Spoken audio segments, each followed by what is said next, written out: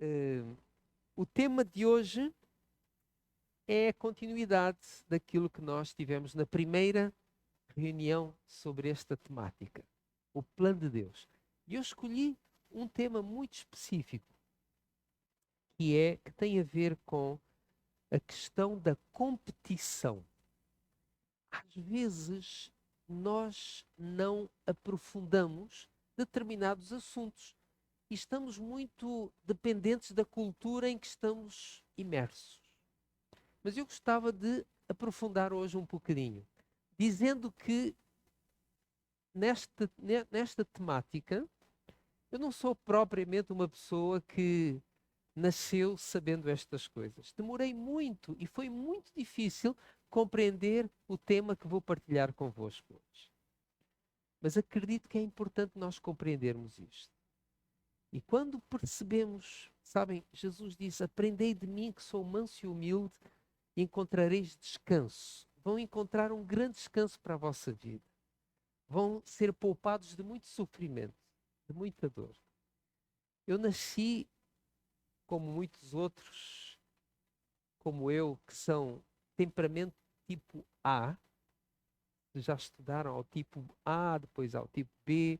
Tipo A é uma pessoa assim muito competitiva, muito. E eu sou propriamente esse tipo de pessoa. Lembro-me de ser uma criança e quando cheguei ao Brasil, tinha chegado ao Brasil há pouco tempo, e havia aquilo que eles chamavam lá de recolta, que era a campanha das missões aqui, ou a campanha da ADRA. E na escola, todos os meninos tinham que recolher dinheiro, arranjar dinheiro, pedir dinheiro para ajudar as pessoas pobres. E depois eles tinham prometido que os 3 primeiros que conseguissem iam ganhar uma medalha. E então eu estava ali, a minha irmã também, eu queria ter mais dinheiro que ela, e aquilo foi uma luta. E o meu pai começou a ajudar a minha irmã, e aí é que eu me esforcei mais, porque eu queria estar sempre à frente da minha irmã, que ainda por cima era mais velha que eu, mais alta que eu, e eu tinha que conseguir mais dinheiro que ela.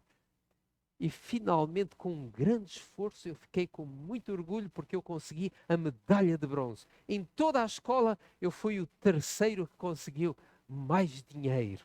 E eu pensei que aquilo foi uma grande coisa, não é? Hoje eu penso um bocadinho diferente, já vão perceber porquê. Embora que foi bom ter conseguido esse dinheiro, foi bom. Mas a minha motivação tinha a ver com a minha imaturidade, não apenas emocional, mas também espiritual. Desde cedo tive uma paixão pelo desporto, uma coisa tremenda. Não gostava de perder em nada, nem, como se diz cá em Portugal, a feijões. E quando a coisa corria mal para o meu lado, oi, aquilo ficava logo chateado, ou então, enfim, muito competitivo. Durante algum tempo eu liderei uma equipe de colportagem jovem, porque comecei a colportar muito cedo e tinha um grupo de 20 estudantes de teologia. Alguns deles são muito conhecidos. Pastor Gilson Brito, que aparece todos os dias no vosso telemóvel, graças a alguns beneméritos. Pastor Alaci Barbosa, que também é da divisão sul-americana, e outros. E estes, na altura, porque tinha experiência, eu estava ali a liderar o grupo. Então, eles saíam todas as manhãs e eu saía com eles para ajudar. Depois, ao final do dia, eu pedia que eles fizessem um relatório, eu somava aquilo tudo, depois tinha um grande quadro, era uma escola, e eu punha lá, em primeiro lugar, Pastor Gilson Brito, que ele vendia bastante. Segundo lugar, e punha assim, eu queria desta maneira picá-los, motivá-los. Hoje eu olho com remorso, para não dizer outra coisa, para esse tipo de metodologia que eu empregava, porque eu imaginava o que era o último ter que se levantar de manhã e ir trabalhar sabendo que ele era o último daquele grupo todo. O primeiro, sim, era uma grande motivação. O segundo, o terceiro, mas já pensaram, o último, que vergonha, não é? o penúltimo, o antepenúltimo. Enfim, é um bocadinho isto que é normalíssimo. Talvez estamos acostumados a isso. Nas empresas existem este tipo de coisas. Na igreja também. Na igreja também. Mas vamos tentar perceber como é que o plano de Deus se encaixa em tudo isto. Existem dois modelos, dois padrões. Um é baseado no amor, o outro na rivalidade. Eu não sei se vou ter tempo para ler todos estes textos bíblicos, mas vou partilhar pelo menos um ou outro. 1 João 4,8 diz, todos nós conhecemos, que Deus é amor. Então, este padrão baseado no amor tem a sua origem em Deus. O outro padrão, outro paradigma, tem base na rivalidade. E este modelo tem origem, nós, se abrirmos a nossa Bíblia em Isaías capítulo 14, Isaías capítulo 14, versículo 12,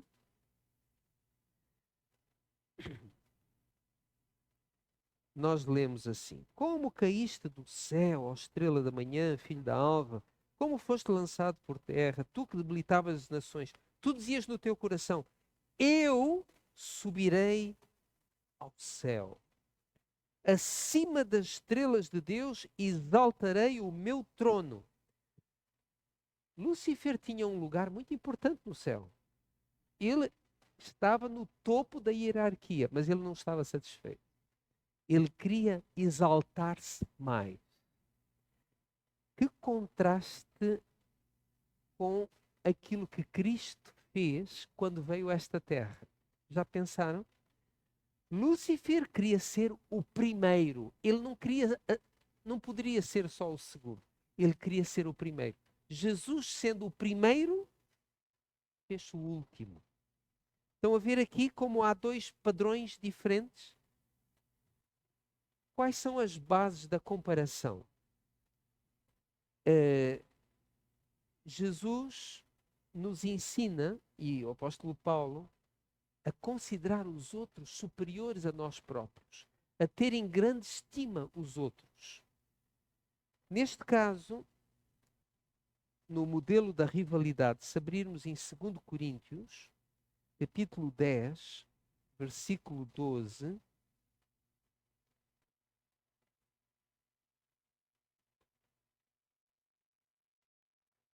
diz assim: porque não ousamos classificar-nos ou comparar-nos com alguns que se louvam a si mesmos, mas eles, medindo-se consigo mesmos e comparando-se consigo mesmos, revelam insensação. Então, este paradigma baseia-se muito na comparação. Se eu estou neste paradigma, eu estou sempre a comparar-me. E já vamos ver em quê. Mas estou-me sempre a comparar ao outro. No modelo do amor, no paradigma do amor, eu olho para os outros e procuro ver o que eles têm de bom. E louvo-os e aprecio as suas qualidades. Onde buscam a recompensa? Bem, no paradigma do amor, procuramos a recompensa, o galardão no Senhor, não é? No paradigma da rivalidade, segundo Mateus 6,2, os fariseus, eles procuravam a glória dos homens, procuravam ser louvados. Caso eu vença, qual será o resultado para os outros? O amor não busca os seus próprios interesses. Então, o amor vence quando outros também são abençoados. Mas, no modelo da rivalidade, Paulo, que usa muito a analogia do atleta cristão, ele diz que nós devemos correr pela coroa incorruptível, onde todos podem ganhar esta coroa. Mas nesta terra, quando existe uma competição, quantos levam o prémio? É um só, não é? Começa uma corrida, estão ali 30 ou 40, um só vai ganhar. Todos os outros vão perder, não é? Qual é a perspectiva dos outros para com a minha aparência? Vamos ler aqui um texto, pelo menos, João capítulo 3, versículo 30.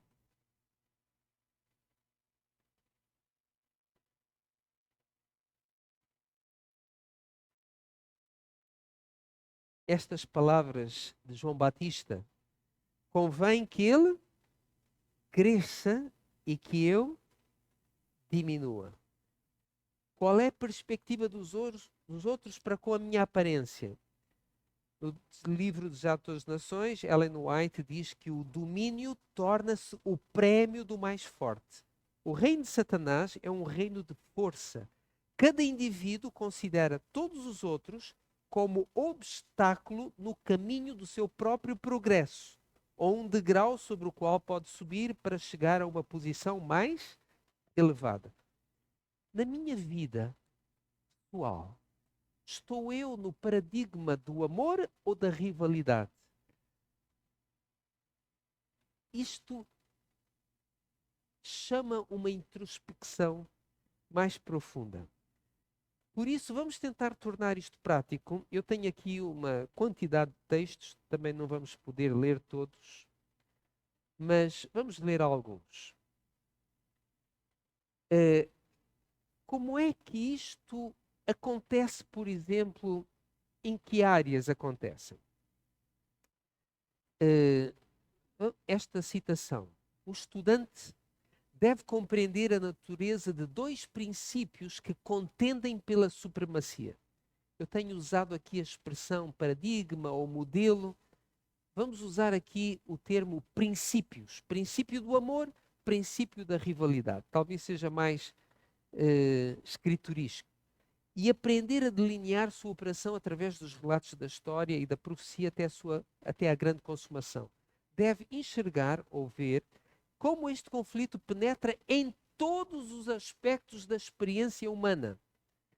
Como em cada ato da sua vida ele próprio revela um ou outro daqueles dois princípios que são antagónicos. Ou eu estou a viver segundo o princípio do amor, ou estou a viver segundo o princípio da rivalidade.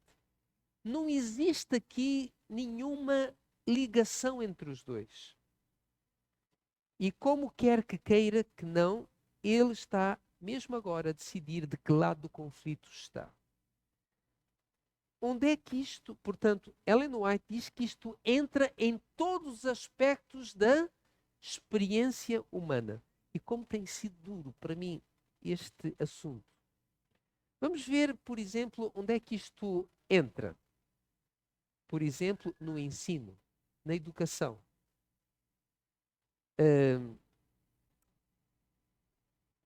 Em cada escola na nossa terra, Deus deve ser exaltado. No lugar de rivalidade não santificada por honra terrena, a maior ambição dos estudantes deveria ser ir à frente como missionários de Deus, educadores que podem ensinar o que aprenderam. Numa escola típica, para motivar os alunos, o que é que acontece? É isso que acontece? Será que o objetivo é que todos saiam dali e sejam missionários? Não é bem isso. Muitas vezes, para estimular o esforço, então estimula-se a competição. E há aqueles que vão se sentir orgulhosos porque são os melhores, e há aqueles que vão se sentir derrotados, humilhados. Não valem nada, porque não tiveram notas tão altas. E muitas vezes o espírito da entreajuda não existe. Porquê? Porque eu não quero que tu tires uma nota tão alta como a minha. Porque eu quero brilhar. Eu quero honra. E isto começa muito cedo e é estimulado muitas vezes pelos próprios professores. E muitas vezes nas nossas próprias escolas. Por falta de compreendermos de uma forma mais profunda estas questões. No trabalho, também acontece isto. Que não haja anexação, concorrência, crítica, mas cooperação. Este é o plano de Deus para as nossas instituições. Por que é que as pessoas criticam-se umas às outras no trabalho? Porque existe este espírito de rivalidade. Porque provavelmente há uma competição pelos mesmos lugares, por uma mesma promoção, e o ambiente torna-se, como se costuma dizer em bom português, de cortar a faca, não é? E é duro, é desagradável. As pessoas vão mal dispostas para o trabalho e saem de lá ainda piores, porque há atritos, há conflitos, há desconfiança. Porquê? Porque está instalado o princípio do amor. É isso? Da rivalidade. Mas isto pode acontecer também no lar, dentro de casa. Como?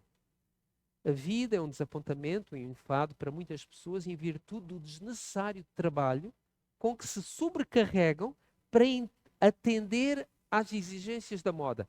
Bem, estamos a falar de competição ou estamos a falar da moda? Porquê que entra aqui a moda? Exigências da moda. Porque também na imagem que nós transmitimos, na maneira como nos vestimos, como vestimos os nossos filhos, ninguém quer ficar para trás.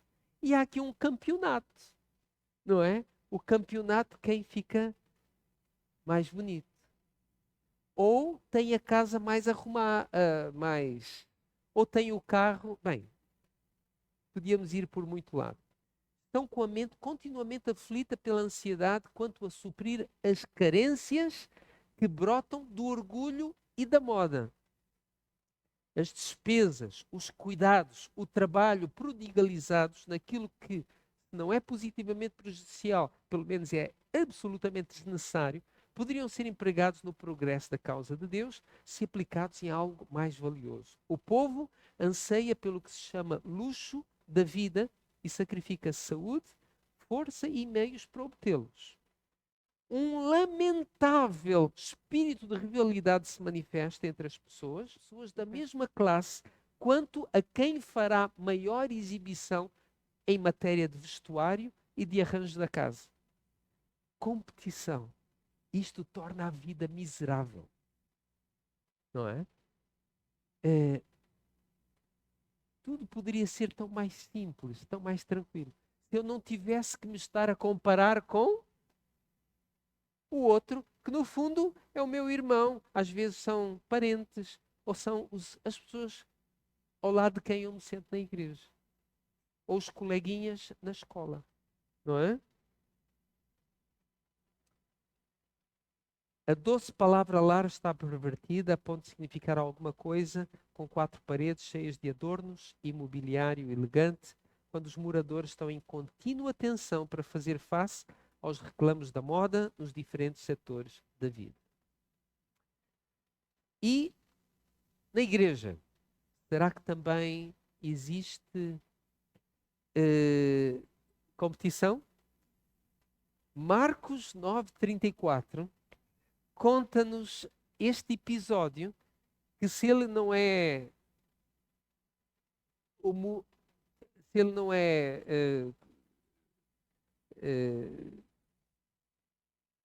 quase que nos faz rir, talvez nos faça chorar, porque é a nossa realidade, que dificilmente admitimos. Os discípulos deixaram-nos ficar para trás Porque tinham um assunto entre eles. E sabem qual era o assunto? Qual deles era o maior? Qual era o princípio que governava a sua vida? O princípio do amor ou da rivalidade? Não é paradoxal ou sintomático que eles só mudaram de paradigma ou de princípio depois da cruz do Calvário? Quando eles olharam para Jesus, que se humilhou até a morte e morte de cruz, alguma coisa mudou neles. Eles foram para o cenáculo, oraram e começaram a olhar as coisas de outra maneira, porque até ali aquilo era complicado. Eles queriam que um estivesse ao lado direito e o outro ao lado esquerdo. Eles queriam honra, eles queriam glória, eles queriam exaltar-se. Quem é que se quis exaltar no céu? Lúcifer. Que princípio é este? Princípio da rivalidade. Estão a ver? Quando a minha preocupação é eu estar num lugar mais importante. E isto acontece dentro da igreja também. Se aconteciam com os discípulos que estiveram ali 3 anos e meio com Jesus, não há de acontecer connosco também. E às vezes sente-se isso quando um irmão é escolhido para um... Há dias estava a conversar com uma irmã nossa que foi escolhida para um lugar importante na conferência geral, é o lugar mais importante na estrutura da nossa igreja, uma pessoa fantástica, humilde. E ela depois a contar-me, ela disse-me assim, acredito que uma pessoa veio ter comigo e perguntou-me assim, porquê tu? Porquê que te escolheram a ti? Provavelmente quem fez a pergunta gostava de ser ela. Eu fiquei admirado como é que alguém tem esta coragem. Normalmente não chegamos a este ponto, mas em certas culturas as pessoas são diretas. E porquê tu? Porquê é que és tu que és ancião de igreja? Porquê é que és tu que és diretor da escola sabatina? Ou responsável dos jovens? Ou daqui ou da acolá? Isto é a nossa natureza. Como dizia um pastor, viver com os santos no céu é a glória, viver com os santos na terra é outra história. Mas tudo torna-se mais simples se nós começarmos a aprender na escola de Cristo o princípio do amor. O princípio do amor, que João Batista compreendia tão bem. Importa que tu cresças e que eu diminua. Oh, quando nós conseguimos dizer isso de uma forma genuína, temos paz no coração. Porque até lá, nós estamos sempre ansiosos se alguém nos passa à frente. Porque nós estamos em competição. E se uma pessoa está numa corrida, não gosta de ser ultrapassado. Sente-se bem é quando está a ultrapassar os outros. Mas alguém ultrapassá-lo é mau. Estou a ficar para trás. Não é bom. Estou triste. Estou zangado. Estão a ver como é que as coisas funcionam? Aprendei de mim que sou manso e humilde, encontrareis descanso para as vossas almas. Estão a ver a libertação, a carga, o peso que sai de uma pessoa e ela aprende aos pés de Cristo e deixa de estar em competição permanente, seja na escola, seja em casa. Eu mencionei ali em casa, mas muitas vezes marido e mulher estão em competição. Quem é que tem razão? Quem é que manda mais? Quem é que isto? Quem é que aquilo outro? Não há cooperação, há uma competição. E isto torna a vida um fardo, uma coisa dura, uma coisa pesada. Agora estou...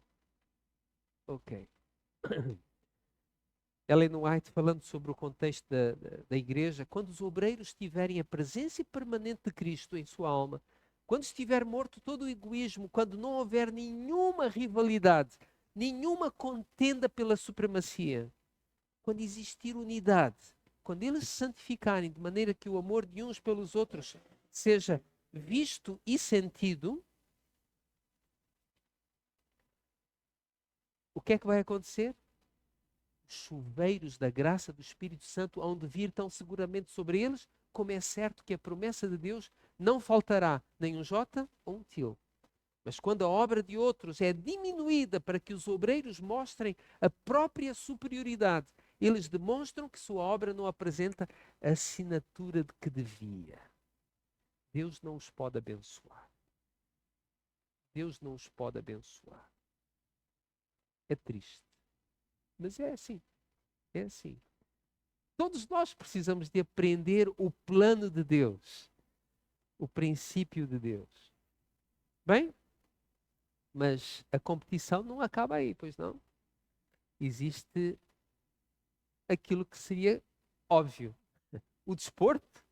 Tivemos a falar de competição e só agora, já no fim, é que vou falar de desporto. Porquê? Porque a competição não é só no desporto. Acaba por ser em tudo. É para entrar na faculdade, é para conseguir um emprego, é isto. E quando é nos relacionamentos, é quem quer ser mais popular, é quem isto, quem tem mais like, e mais Facebook, e mais isto, e mais aquilo outro. E a vida é uma tragédia. Deixe-me contar aqui uma pequenina, antes de entrar no desporto, não tinha pensado, mas vou contar aqui uma pequenina, uma querida amiga, que ela, talvez já tenha contado esta história, então eu vou resumi-la, para não... Ela conhecia nos Estados Unidos, portuguesa, e ela tinha tido um namorado, e o namorado, depois, namoraram muitos anos, mas separaram-se. Não sabiam bem porquê, ainda gostavam do outro, mas separaram-se. E ela já estava a ficar para, como se diz no Brasil, para tia. Ela já tinha uma idade assim bastante avançada, já tinha passado os 30 e poucos. Entretanto, um rapaz americano começou a mostrar interesse nela. E num sábado, à porta da igreja, convidou-a para ir passear naquele sábado à tarde. E uma amiga dela, americana, estava ao lado, como se não tivesse a perceber o que estava a passar, e disse: eu também posso ir. E esta jovem disse: claro que podes. E foram. E naquela conversa, a três, a outra, então, começou a querer mostrar que era assim muito, muito simpática e muito inteligente e muito aquilo. Bem, o rapaz começou a interessar-se por essa. E a amiga portuguesa, olha, ficou. Mas ela, eu a conheci e lidei com ela. Fizemos viagens, eu, a minha esposa e ela. Ela é prima do Dr. Viriato Ferreira, quem eu conhece. Ela não estava minimamente preocupada. Porque era uma cristã genuína. Mas claro que sofreu, não é? Porque de repente começou a ver ali. Passado 2 semanas, ou talvez não sejam 2 semanas, ela recebeu um telefonema. Sabem de quem? Daquele rapaz com quem ela tinha namorado. Um austríaco. A querer reatar o relacionamento. Pouco tempo depois, estavam a namorar e casaram. E ela está casada e vive na Áustria.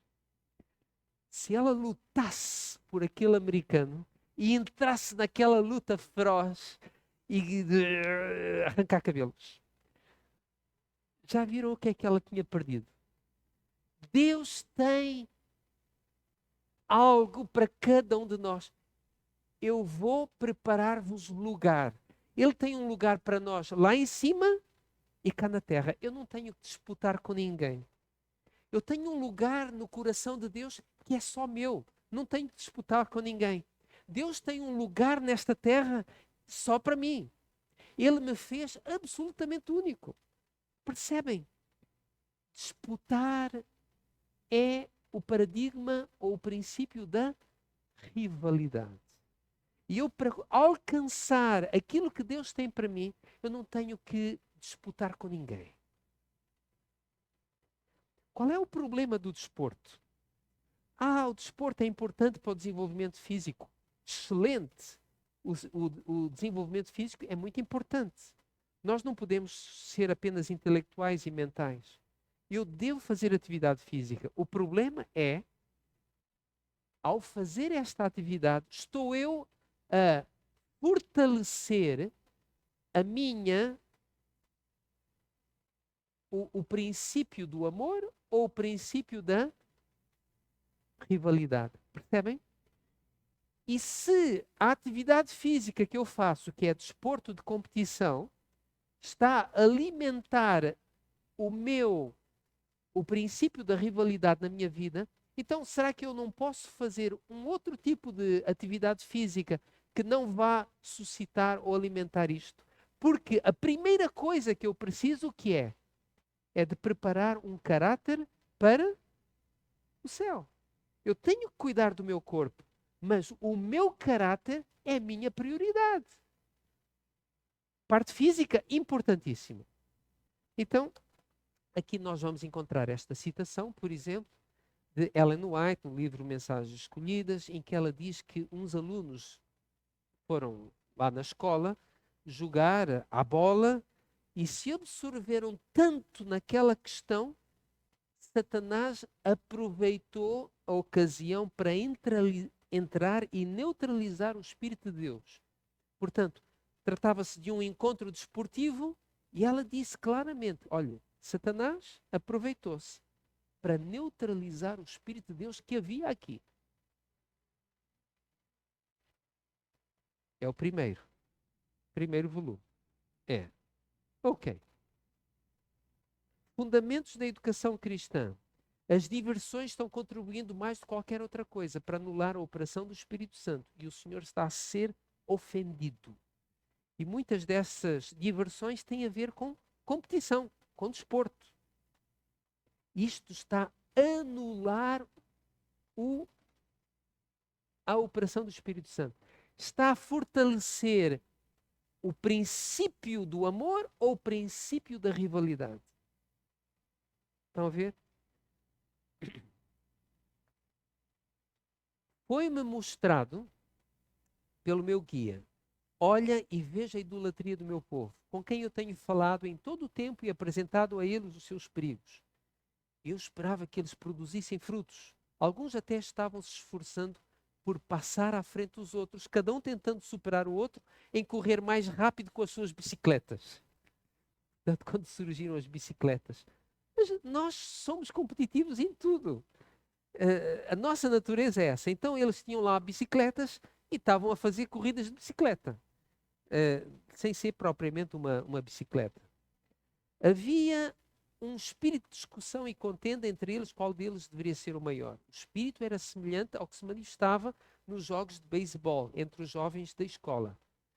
Disse meu guia, isto é uma ofensa a Deus. O espírito de competição é uma ofensa a Deus. E o problema da prática desportiva é que isto fomenta isto. Agora, eu posso praticar desporto sem ser num espírito competitivo. E já vamos ver aí. Eu gosto de correr, eu gosto de jogar a bola, eu gosto de brincar. Havia um professor em Espanha, que era o pastor Puyol, e ele compreendia isto muito bem. Foi um professor meu. Então, os jovens diziam assim, vamos jogar a bola. Ele disse, então vamos jogar a bola. Eu vou ser o árbitro. E então os alunos já estavam a rir, só porque sabiam o que é que ia acontecer. Ele fazia com que eles jogavam a bola, mas no final o jogo acabava sempre empatado. Se aquilo começasse, ele aldrabava aquilo tudo. As regras era ele que fazia. Alguém caía, estava a 2 quilómetros da baliza, não, é penalti, tem que marcar aqui, para empatar o jogo. E eles brincavam e riam-se. E todos ficavam felizes. Mas não havia competição. Ele quebrava o espírito de competição. Vamos correr, vamos brincar. É um desafio. Existem esportes e atividades não competitivas. Brincadeiras que nós podemos fazer sem ser a competir. Porque quando alguém ganha, é muito bom. Mas para cada um que ganha, há sempre alguém que... E esse que perde, não fica muito satisfeito. Isto choca com a nossa maneira de pensar. Diz assim, como é que eu vou viver? Tudo é competição. Como é que eu vou viver agora? Como é que eu vou organizar? Como é que eu vou motivar os jovens, as crianças a aprenderem? O amor é a maior força do universo.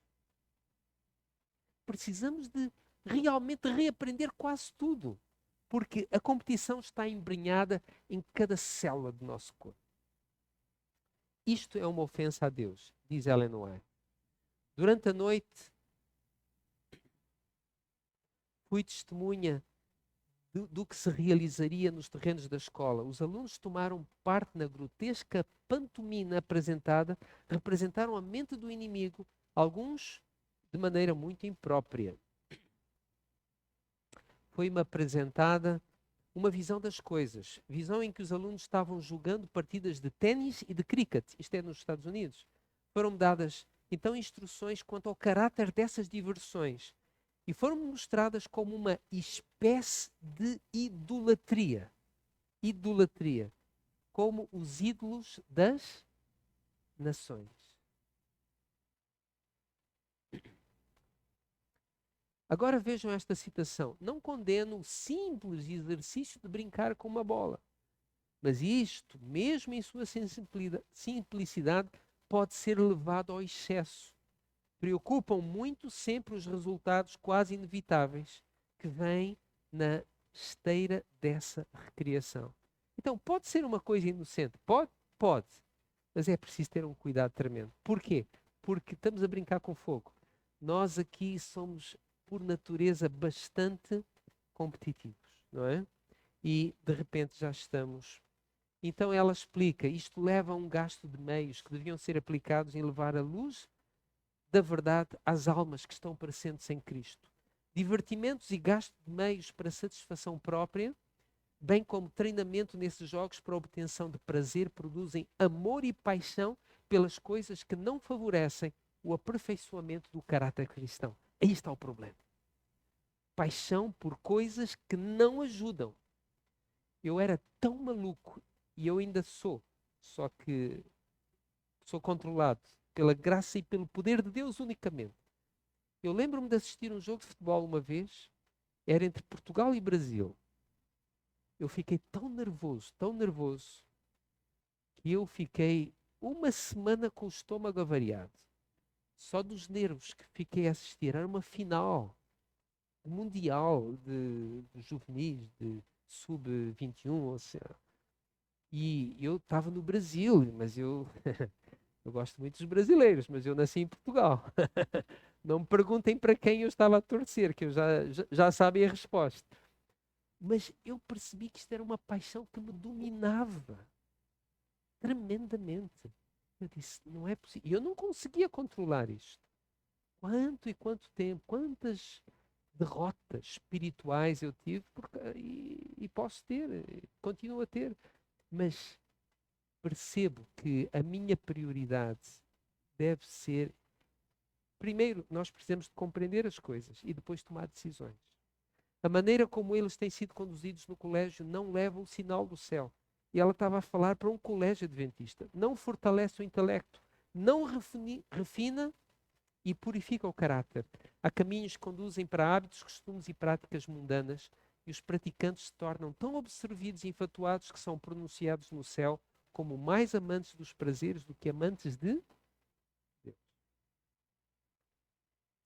Em vez de o intelecto ser fortalecido para fazerem melhor obra como estudantes, para serem mais qualificados como cristãos, a fim de realizarem os deveres cristãos, esses exercícios enchem o cérebro com pensamentos que desviam a mente dos estudos. É a glória de Deus que se tem visto nesses jogos? Eu sei que não é. Eu não vou ler toda a citação, porque penso que já percebemos aqui a ideia principal. E termino com esta citação. Não consigo encontrar nenhum caso na vida de Cristo que demonstre haver ele dedicado tempo a jogos ou diversões. Ele era o grande educador para a vida presente e futura. não está a querer dizer que Jesus não concordava com recriação. Mas ele não se dedicava a jogos e diversões.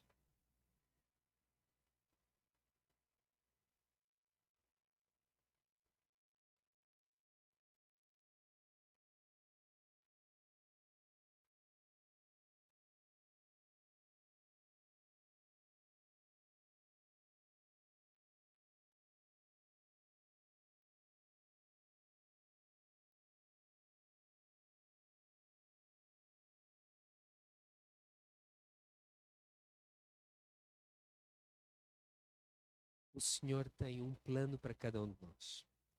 E esse plano pode parecer tão estranho porque estamos aqui na Terra. Mas acreditem que é 1000 vezes melhor. Nós, em português, dizemos primeiro estranha-se, depois entranha-se. Meditemos no plano de Deus.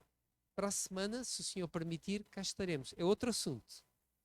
E acreditem que vão ficar sempre assim um bocadinho surpresos. Porque vamos falar de coisas quase que roçam com os nossos hábitos.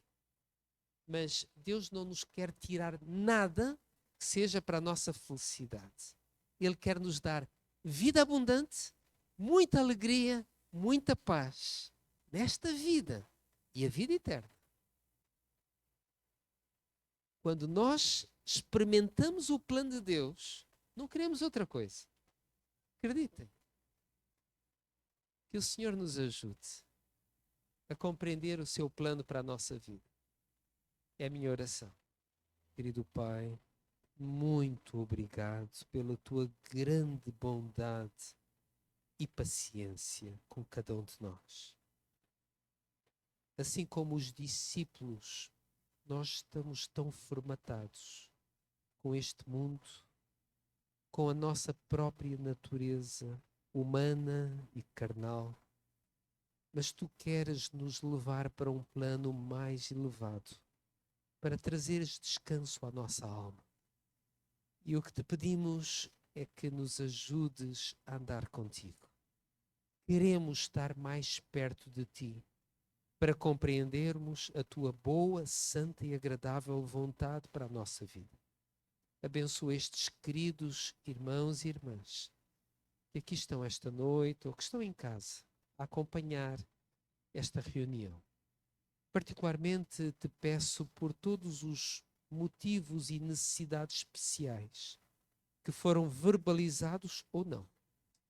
Particularmente te peço que continues a abençoar a Marina, que a fortaleças muito, também o Alberto, a sua irmã, no problema específico que mencionaram, os jovens desta igreja, a direção dos jovens e não só,